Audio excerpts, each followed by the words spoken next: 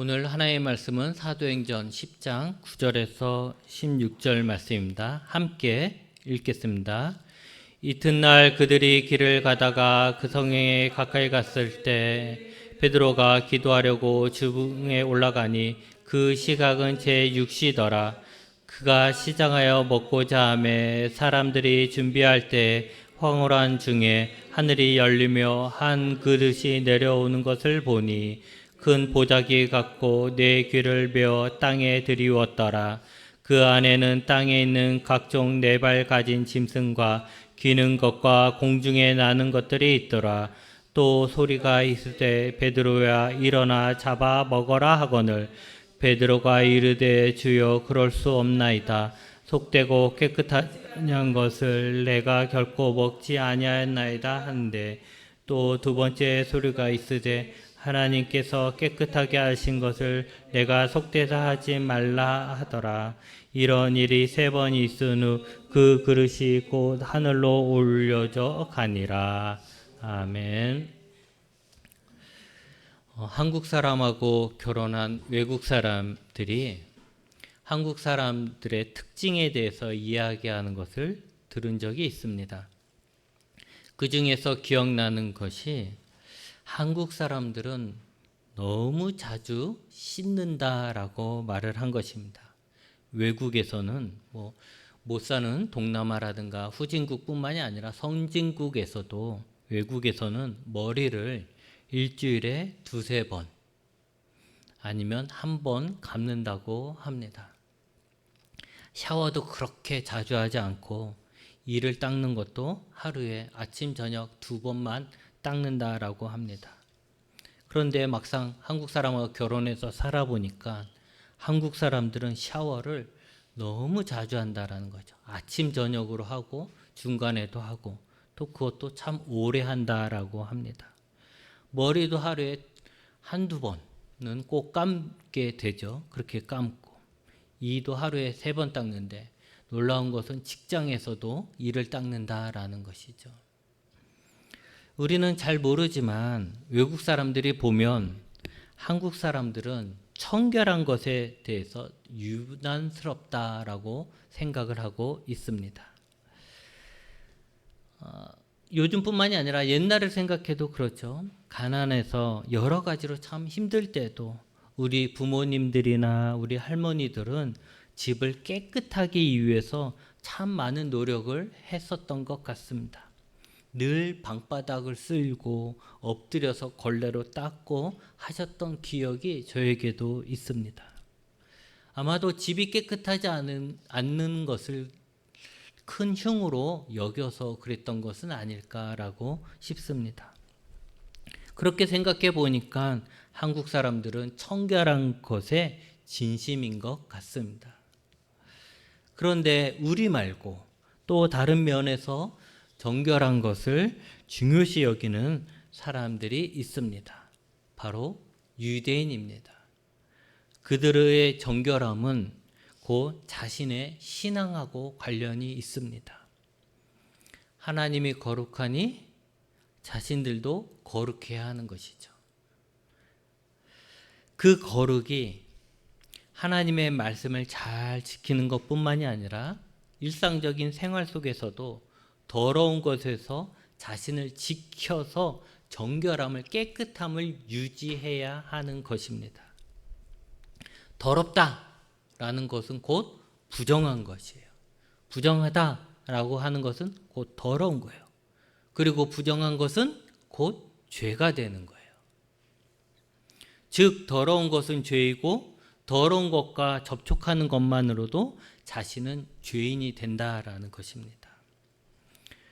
그래서 경건한 유대인이라면 당연히 더러운 것을 멀리, 부정한 것을 멀리하는 사람이고 자신을 정결하게 하는 의식을 중요시하는 사람입니다. 그러니까 자신을 깨끗하게 하는 사람일수록 저 사람은 하나님 앞에 바로 서는 사람이구나. 저 사람, 우리식으로 얘기하면 저 사람 참 믿음이 좋은 사람이구나. 이렇게 생각하게 된다는 것이죠. 우리가 새해가 되면 성경 일독을 목표로 하잖아요. 그래서 성경을 읽다 보면 창세기에서부터 읽다 보면 제일 많이 포기하게 되는 데가 바로 레위기입니다. 그죠? 왜냐하면 레위기에는 온통 제사, 정결, 절기 등 종교 의식에 관한 것들이 참 많이 나와요. 이것들을 우리가 지금 지키고 있는 것도 아니고 또 이렇게 이래저래 우리랑 지금 관계없는 뭐 법적인 이야기고 그걸 읽어도 이게 뭔 이야기인지 모르겠고 흥미가 떨어지게 됩니다. 그래서 우리는 어쩔 수 없이 성경 일독을 하려면 이것을 넘어가야 하니까 레위기를 건성건성 읽게 됩니다만 유대인들에게 있어 가장 중요한 책이라고 하면 바로 레위기입니다. 그들이 생각할 때 레위기는 자신들이 유대인으로서 살아갈 수 있는 방법을 가르쳐 주신 책인 것이에요.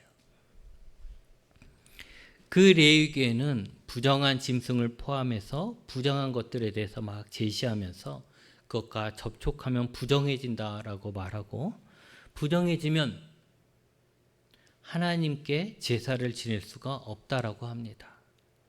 그래서 늘 정결을 유지해야 하고 혹시라도 부정해졌으면 다시 정결해질 때까지 아무것도 못하고 기다려야만 했습니다. 근데 이 레위기는 우리도 함께 읽잖아요. 그런데 이 유대인들은 이 레위기에서만 있는 것을 부정하다고 보는 것이 아니고 장로들의 유전이라고 하죠. 장로들이 이제 레위기를 또 다시 해석을 해줘요. 이걸 이렇게 이 말씀을 지키기 위해서는 지금 우리는 이렇게 해야 된다 저렇게 해야 된다 하면서 장로들이 또 해석을 해요. 그걸 장로들의 유전이라고 하거든요. 그러니까 레위기에 있는 내용보다도 장로들의 유전이 더 많은 거죠. 그래서 실제로는 더 복잡한 정결 예식을 지키는 거예요. 깨끗해지는 방법에 대해서 깨끗함을 유지하는 것에 대해서 레위기에 있는 내용만 지키는 것이 아니고 장로들이 이야기하는 오랜 동안 장로들이 이야기했던 다른 것까지 다 지키는 거예요. 그러니까 참 복잡하고 많죠. 유대인들에게 있어서 정결한 것은 하나님의 백성으로서 매우 당연한 것이고 중요한 것입니다. 내가 하나님의 백성이니까 난 정결해야 돼. 내가 정결하지 못하면 나는 하나님을 만날 수 없어. 그렇게 하는 것이죠. 여러분, 부정한 것에서 자신을 지켜 자신을 정결하게 한다는 거 참 좋습니다. 그런데 여러분, 여기에도 문제가 있는데 이 문제는 뭐냐면 부정하다고 생각하는 것에 대해서 혐오하고 그것들을 핍박하게 된다라는 것입니다. 그러면 싫으면 부정하면 가까이 가지 말아야지, 조심해야지 이렇게 해서 끝나면 되는데 그게 아니라 이제 그 부정한 것에 대해서 감정이 들어가는 거죠. 혐오하게 되는 거죠. 근데 그게 한 사람이 아니라 집단이 혐오하게 되는 거죠. 그러면 뭐가 일어나냐면 폭력이 일어나게 되는 거죠. 한 예를 들자면 뱀이 아닐까 싶습니다. 뱀도 그렇고 뭐 다른 것들도 있겠지만 뱀, 거미 같은 거. 특히 뱀은 성경에서 봐도 부정한 짐승이죠. 생긴 것도 참 무섭게 징그럽게 생겼습니다. 그래서 레위기에서 보면은 먹지 못할 짐승이에요, 뱀은. 그러니까 성경대로만 하면 뱀을 먹지 않으면 되는 거죠. 그리고 뱀을 만지지 않으면 되는 거예요. 그런데 뱀을 먹지 못하는 것, 먹으면 안 되는 것에서만 여겨지는 것이 아니라 혐오하게 되죠. 혐오하게 되면 어떻게 됩니까? 뱀만 보이면 죽이려 드는 거죠. 저도 어렸을 때 보면 시골에 놀러 갔을 때 보면 시골에 삼촌들하고 뱀만 보면 죽이러 갔어요. 그리고 어떤 사람들은 보니까 뱀을 사탄이라고 해서 저건 죽여야 돼 이러고 쫓아가는 사람들도 있더라고요. 어렸을 때 저는 재미로 그랬지만 근데 커서도 어른이 돼서도 저건 사탄이니까 죽여야 돼 이런 사람들이 간혹 있는 것을 보게 되는데 여러분 뱀도 하나님이 만드신 피조물이에요. 뱀이 뭐 갑자기 어디서 뚝 떨어져서 생겼습니까? 하나님이 만드셨잖아요. 그렇죠? 그리고 하나님이 만드시고 뭐라 그랬어요? 보시기에 좋았다라고 했잖아요. 그러면 보시기에 좋았다라고 했을 때 그 안에는 뱀도 있었던 거예요. 뱀은 그냥 뱀으로 태어난 것 뿐인데 사람들은 징그럽다고 혐오하고 죽이려고 합니다. 근데 더 큰 문제는 그 대상이 사람이 될 수 있다라는 거예요. 더러운 사람으로 낙인 찍히면 그 사람을 멀리하는 것만이 아니라 혐오하게 되고, 혐오하게 되면 그 더러운 사람을, 부정한 사람을 집단으로 공격해요. 사람으로서 대하지 않고, 동등한 사람으로서 대하지 않고 마치 뱀처럼 대하는 것입니다. 그런 예는 참 많이 있죠. 학교 폭력들, 아이들이 학교에서 행하는 폭력들 보면 그런 것들도 있고, 왕따라는 것도 그런 거고. 근데 더 심각한 것 중에 하나는 인도 같은 경우에는 불가촉민이 있는 거죠. 우리가 알고 있는 것처럼 인도는 카스트라는 신분제도가 있습니다. 그들은 지금은 이제 그걸 없앴다라고 하지만 여전히 사람들 사회에서는 그 카스트 제도가 존재합니다. 신분제가. 근데 그 신분제는 4계급으로 나눠져 있어요. 제일 밑에는 그 농민들이에요. 농민들이 제일 낮아요. 그런데 그 4계급에 끼지도 못하는 자들이 있어요. 그러니까 4계급의 신분제도는 그래도 사람들 가운데서 나눈 거예요. 누가 더 높고 낮고, 누가 2번째고 3번째고 4번째고는 사람들 가운데 나눴어요. 근데 그 안에 끼지 못하는 불가촉민이 있는데 그들은 사람 취급도 못 받는 거예요.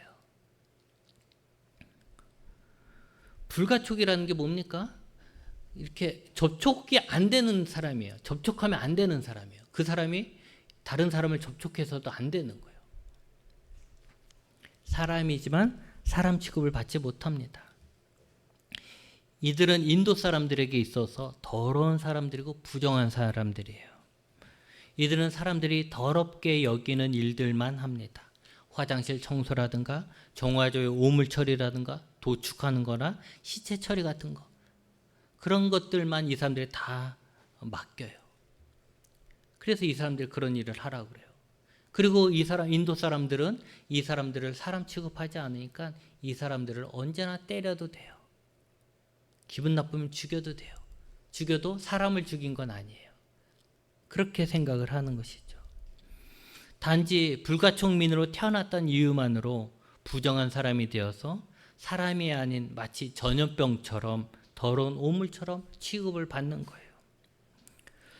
혹 누군가가 이들을 불쌍히 여겨서 도와주기라도 하면 그도 똑같이 처벌하여서 누구도 못 도와주게 그렇게 인도 사회가 만들었어요. 그런데 여러분, 이런 일들이 사실 많이 일어난다는 거예요. 그리고 이런 일들이 일어나는 그 밑에 기본적인 정신 중에 하나가 뭐냐면 부정하다는 거예요. 부정하다. 너희는 부정하다. 그러니까 너희는 그런 취급 받아도 된다. 이렇게 되는 것이죠. 그렇기 때문에 이렇게 학대하고 핍박하는 이 사람들은 자기가 죄를 지었다 생각하지 않아요. 우리가 모기를 죽이면서 자기가 죄 졌다 생각하고 회개한 사람은 없잖아요. 그런 것처럼 자기가 이 사람인데, 불가촉민인데 이 사람들에게 돌을 던지고 학대하는 것에 대해서 죄를 지었다 생각하지 않아요. 근데 그런 마음이 생긴 이유가 뭐냐면 그 안에 있는 종교적인 신념에서 나오는 부정하담이에요. 부정하다. 예수님은요, 세리와 창녀들의 친구라는 말을 들었습니다. 그 당시에 이 말이 칭찬이었을까요? 세리와 창녀는 죄인들이죠. 정직하지 못하고 남을 속이는 일을 했던 사람들이고, 정결하지 못하게 자신의 몸을 팔아서 먹고 사는 더러운 자들입니다. 아까 이야기한 것처럼 더러운 자들을 멀리하는 것이 경건한 유대인들의 당연한 삶이에요. 그런데 선지자라고 하는 예수님이 그 더러운 자들과 친구가 되었다는 말은 결국 예수님은 경건하지 못한 자로 거짓 선지자라는 이제 모함을 받게 되는 것이죠. 그런데도 예수님은 자신의 경건함을 보여주기 위해 무슨 소리야, 내가 얼마나 경건한지 알아? 하면서 너희들에게 나의 경건함을 보여줘야 되겠구나 해갖고 자신의 경건함을 보여주기 위해 죄인들을 멀리하지 않으셨고 오히려 자신을 의사로 비유하고 죄인들을 병든 자로 비유하시면서 병든 자에게 의원이 필요하다라고 말씀하시면서 더러운 죄인들을 가까이 하셨습니다. 이것이 우리가 고백하고 있는 예수님이라는 것이죠. 사람들은 죄인들과 자신의 거리를 분명히 했습니다.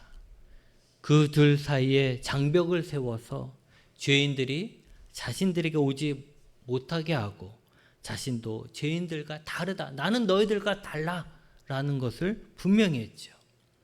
이것이 경건하다 생각을 했어요. 이것이 하나님 앞에서 자신을 지키는 것이라고 생각을 했던 것입니다. 그런데 예수님은 그 둘 사이의 벽을 허물었어요. 그 벽을 허물었을 뿐만이 아니라 그 죄인들에게 다가갔습니다. 사실 예수님이 세리나 창녀들에게 다가간 것만이 이 벽을 허문 것이 아닙니다.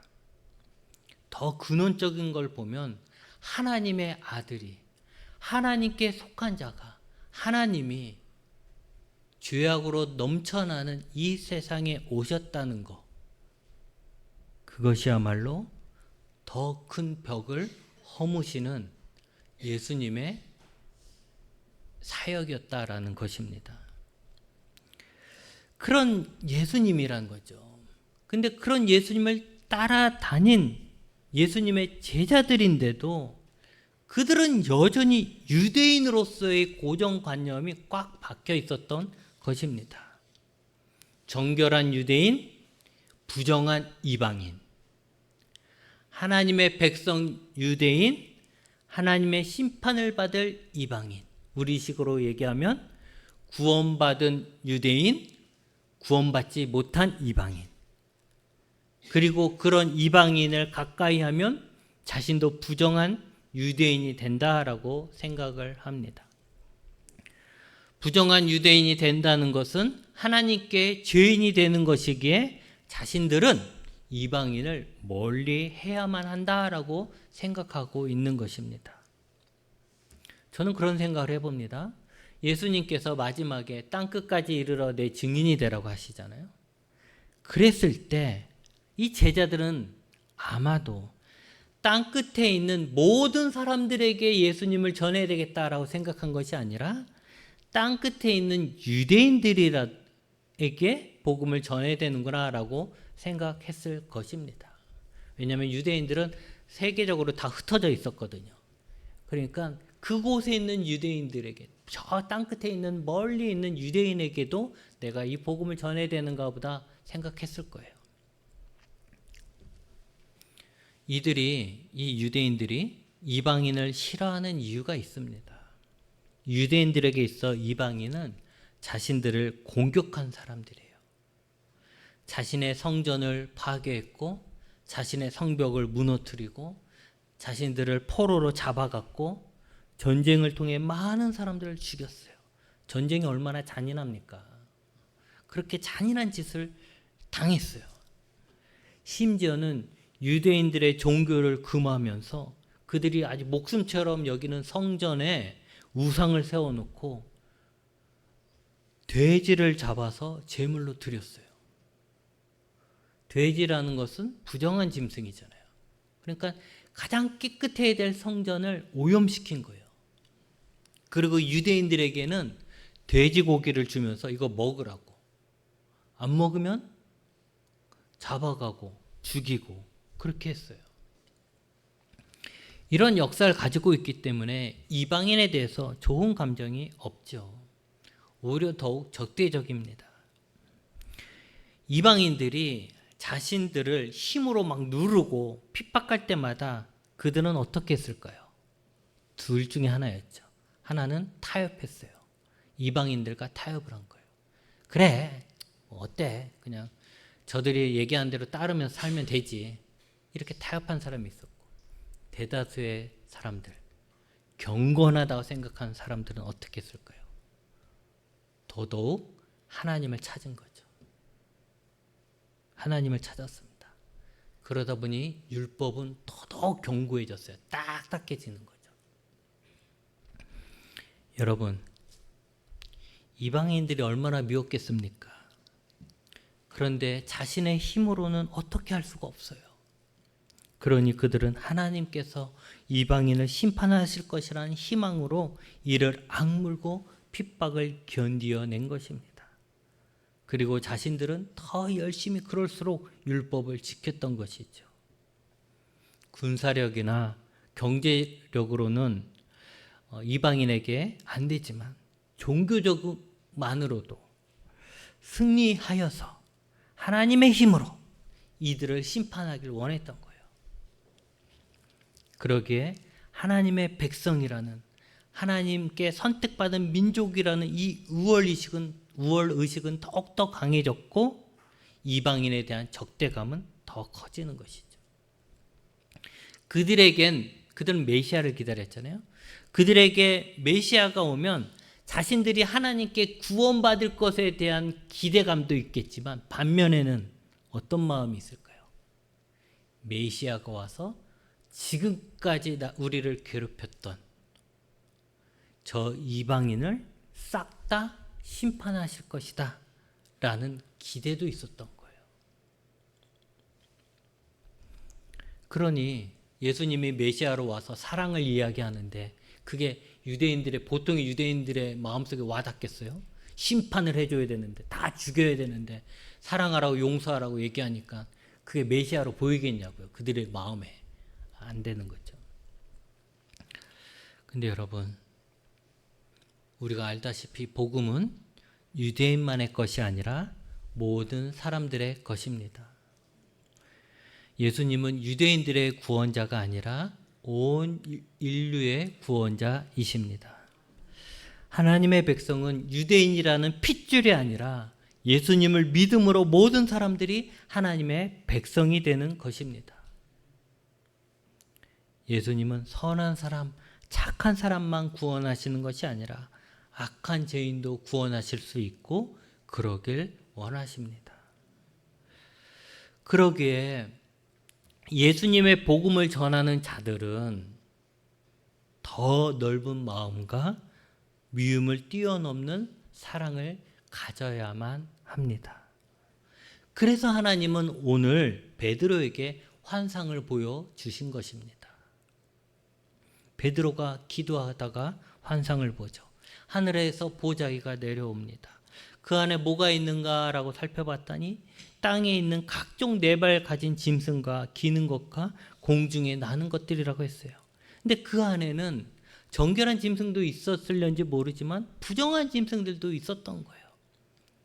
쉽게 말하면 그 보자기 안에 뱀도 있고 쥐도 있고 막 그런 거예요. 그 보자기 안을 딱 보고 있을 때 베드로의 얼굴을 한번 상상해 보십시오. 아마도 인상 쓰고 있었을 겁니다. 여러분들이 무슨 상자를 열었는데 그 안에 쥐가 가득하다고 생각해 보세요. 여러분들 표정이 어떻겠어요? 그 같은 표정을 베드로가 짓고 있는 거예요. 그런데 하늘에서 음성이 들리는데 일어나 잡아먹으라는 거예요. 베드로는 지금 배가 고파요. 지금 밥 먹을 때가 돼갖고 배가 고픈 상태였어요. 그래서 베드로에게 먹을 것이 필요하긴 했었어요. 먹고 싶다는 생각이 강하게 들었겠죠. 그런데 그 보자기 안에는 자신이 먹어서는 안 되는 부정한 것들이 있었다라는 것이죠. 그래서 먹고 싶지만 배는 고프지만 신앙적인 양심상 먹지 못하는 것입니다. 베드로는 아마도 이렇게 생각했을 거예요. 하나님이 지금 자신을 시험하시나 보다. 하나님 지금 나를 테스트하는구나. 그래서 당당하게 말합니다. 주여, 그럴 수 없습니다. 속되고 깨끗하지 아니한 것을 내가 결코 먹지 아니하였습니다. 하나님 나를 뭘로 보고 난 여태까지 부정한 거 건들지도 않았어요. 나 먹지 않았어요. 이렇게 얘기를 한 것이죠. 여러분 생각해 보십시오. 먹고는 싶은데 신앙의 양심으로 먹지 않고 참고 있으니 칭찬 들어 마땅한 것입니다. 그렇죠? 베드로도 자신이 정답을 말했다고 생각했을 거예요. 그런데 소리가 들려요. 하나님께서 깨끗하게 하신 것을 네가 속되다 하지 말지니라. 이런 일이 3번이나 반복되는 거예요. 하나님 깨끗하다라고 하신 거, 하나님 깨끗하게 하신 것을 너가 더럽다라고 하지 말아라. 너가 부정하다라고 하지 말아라. 이런 말을 3번을 하는 거예요. 성경에서 3은 완전한 숫자입니다. 3번 하나님께서 깨끗하게 하신 것을 네가 속되다 하지 말라고 했다는 것은 더 이상 토달지 말라는 거예요. 이 환상은 분명한 메시지를 전달하고 있습니다. 지금까지 자신은 정한 것과 부정한 것을 구분하고 부정한 것을 멀리했습니다. 그것이 하나님을 잘 섬기는 것이라고 생각했습니다. 그런데 하나님은 베드로가 부정하다고 배운 것들에 대해서 하나님께서 깨끗하게 하셨다라는 것이에요. 그러니 더 이상 그것들을 부정하다고 말하지 말라는 것입니다. 심지어는 먹어도 된다라는 것이죠. 베드로는 하나님을 위해서 정한 것과 부정한 것을 나누고 부정한 것을 멀리했습니다. 배가 고파도 그는 부정한 것을 먹지 않았어요. 그것은 하나님을 향한 자신의 충정이었을 겁니다. 그러나 그가 하나님을 위해서 한 그 짓이 사실은 하나님의 뜻을 부정하는 것이었습니다. 하나님께서 깨끗하게 하신 것을 자신은 여전히 부정하다라고 말하고 있는 것입니다. 그러니 하나님께 순종한 것이 아니라 하나님에게 대항하고 있었던 것이죠. 여러분, 우리가 하나님을 위해서, 신앙을 위해서 열심히 잘하고 있다고 생각하는 것들이 어쩌면 하나님을 대항하고 있는 것인지도 모릅니다. 특히 자신의 의를 세울 때는 더더욱 그렇습니다. 내가 의로운 자, 내가 옳다, 내가 예수님을 잘 믿는 자다, 남들도 나만큼만 믿으라고 해 라는 생각이 들어와 버리면 나는 폭군이 됩니다. 다른 사람들을 판단하고 비난하고 비판하게 되죠. 그런데 그것은 예수님이 원하시는 것이 아닙니다. 예수님은 남을 판단하지 말라고까지 하시잖아요. 우리는 성경을 읽습니다. 성경을 읽을 때 이미 내가 가지고 있는 믿음을 더욱 단단하게 하려고만 읽지 말고 내 믿음이 더 넓어지기 위해서 읽어야 합니다. 나는 부정하다고 생각했던 것들이 하나님께서 깨끗하게 하신 것임을 알고 혐오와 비방이 아니라 사랑과 용서로 접근할 수 있을 만큼 넓어지는 믿음을 만들어 가는 것입니다. 여러분, 우리가 하나님 앞에서 정결한 것은 부정한 자를 멀리해서 얻어지는 것이 아니라 내 안에 있는 죄를 인식하고 회개하면서 정결해지는 것입니다. 바라기는 하나님에 대한 열심이 다른 사람들을 정죄하고 그들과 벽을 쌓고 고립되는 것이 아니라 그 벽을 허물고 예수님의 사랑으로 다가가기 위한 몸부림이 되기를 바랍니다. 기도하시겠습니다.